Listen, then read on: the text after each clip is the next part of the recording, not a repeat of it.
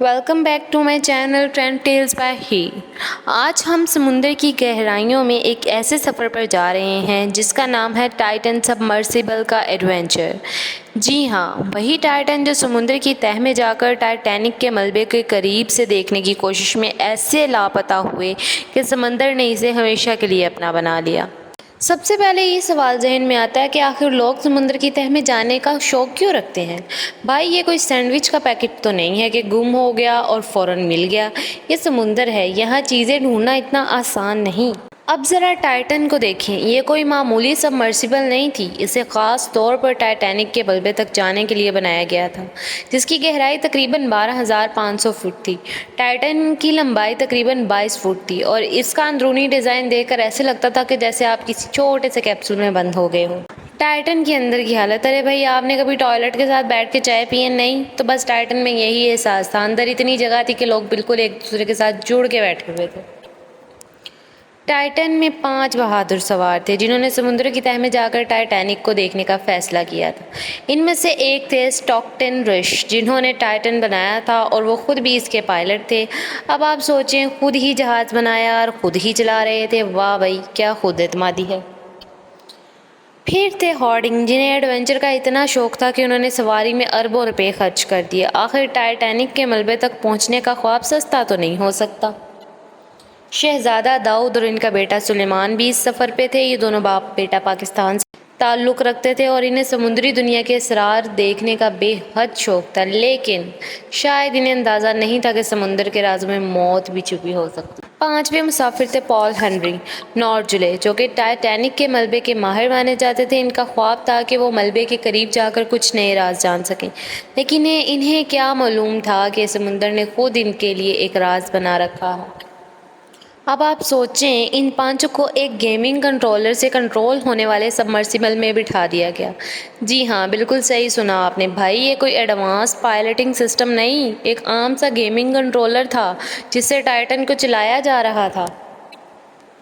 تو جناب، ٹائٹن کا سفر شروع ہوا۔ سب لوگ پرجوش تھے، سمندر کی گہرائیوں میں جا کر تاریخ کے سب سے بڑے ملبے کو دیکھنے کا خواب پورا ہونے والا تھا، لیکن جیسے جیسے گہرائی بڑھتی گئی، سمندر کا پریشر بھی بڑھتا گیا۔ ٹائٹن سمندر میں تقریباً 12,000 فٹ کی گہرائی تک پہنچ چکا تھا کہ اچانک اس کا رابطہ منقطع ہو گیا۔ بھائی، یہ سمندر کا پریشر تھا یا کوئی سمندری جنات کا کھیل، پتہ نہیں، لیکن ٹائٹن کا کنٹرول روم سے رابطہ ختم ہو چکا تھا۔ اب یہاں پر آپ کی کہانی میں ٹویسٹ آتا ہے۔ جیسے ہی لوگوں نے ٹائٹن کا رابطہ کھویا، سب کی چیخیں نکل گئیں، ارے بھائی، سمندر کی گہرائی میں یہ سبمرسیبل یوں غائب ہو گیا جیسے کوئی جادوئی چیز ہو۔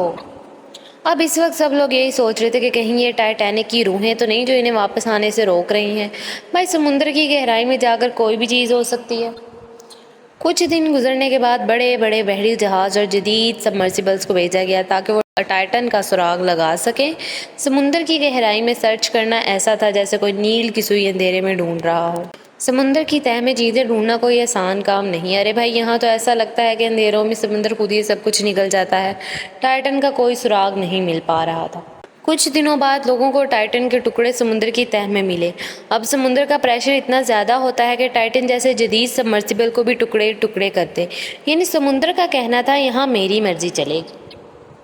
اب سوال یہ تھا کہ اتنی جدید ٹیکنالوجی کے باوجود ٹائٹن سمندر کا پریشر کا مقابلہ کیوں نہیں کر سکا؟ بھائی، سمندر کوئی چائے کا کپ نہیں جہاں آپ آرام سے گھوم سکتے ہیں، یہاں ہر قدم پر موت کا سامنا ہے۔ یہاں پر ایک اور دلچسپ سوال جنم لیتا ہے، کیا ٹائٹینک کی بدروحوں نے واقعی ان لوگوں کو روکنے کی کوشش کی، یا پھر یہ صرف سمندر کی قدرتی طاقت تھی جو انسان کو اس کی حدیں یاد دلانے کے لیے تیار بیٹھی تھی؟ آخر کار ٹائٹن کے ٹکڑے ملے اور سب کو معلوم ہو گیا کہ سمندر کے نیچے زندگی کی ضمانت کوئی نہیں دے سکتا۔ جدید ٹیکنالوجی ہو یا ارب پتی لوگ، سمندر کے سامنے سب برابر ہیں۔ اب سوال یہ ہے کہ کیا ہم سمندر کے رازوں کو کبھی مکمل طور پر سمجھ سکیں گے یا ہمیشہ اسی طرح سمندر کے اندھیروں میں بھٹکتے رہیں گے؟ ٹائٹن کا واقعہ ہمیں ایک بڑا سبق سکھاتا ہے۔ جو لوگ ٹائٹن پہ سوار تھے وہ اپنی زندگی کے سب سے بڑے ایڈونچر پہ نکلے تھے، لیکن انہیں شاید یہ معلوم نہیں تھا کہ سمندر کا ایڈونچر موت کے ساتھ بھی ہو سکتا ہے۔ سمندر کی گہرائی میں جا کر ہم جتنی بھی ٹیکنالوجی لے جائیں، وہ ہمیشہ ایک پراسرار دنیا رہے گی۔ سمندر ہمیں یاد دلاتا ہے کہ وہ اپنے راز خود میں چھپائے رکھتا ہے اور جو بھی اس کے قریب جائے گا وہ خود بھی سمجھ نہیں سکے گا۔ سمندر کی گہرائی ہو یا خلا، ہم شاید کبھی بھی اسے مکمل طور پر فتح نہ کر پائیں۔ یہ جگہ ہمیشہ ہمارے لیے ایک معمہ بنی رہیں گی۔ اب آپ سوچ رہے ہوں گے کہ ٹائٹن جیسے جدید سبمرسیبل میں اتنی بڑی تکنیکی خرابی کیسے ہو سکتی ہے؟ بھائی سمندر کی گہرائی ہے، سب کچھ ممکن ہے۔ شاید سمندر نے خود فیصلہ کر لیا تھا کہ اب بہت ہو گیا اور اس نے ٹائٹن کو ہمیشہ کے لیے غائب کر دیا۔